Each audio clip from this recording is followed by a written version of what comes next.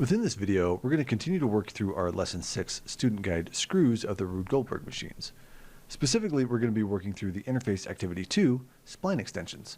So you can work along here inside of the PDF, and of course you're welcome to work along here inside of the video.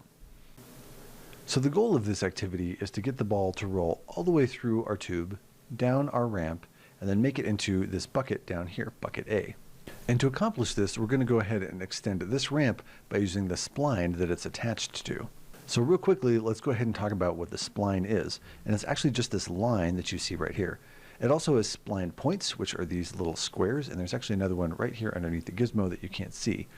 And if I go ahead and click on one of these spline points, I can move it around.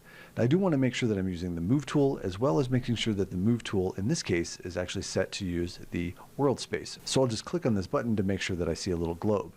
Now let's go ahead and use the gizmo, and I'm going to just click and drag this, and nothing's going to happen just yet, but as soon as I let go, it will actually update that ramp. And I'm actually going to push this a little bit further out, and I'm actually going to push it down a little bit as well. Now that should make it into the bucket, but if it doesn't, I can always just move it a little bit left and right, up, down, or back and forward so that this actually makes it into the bucket.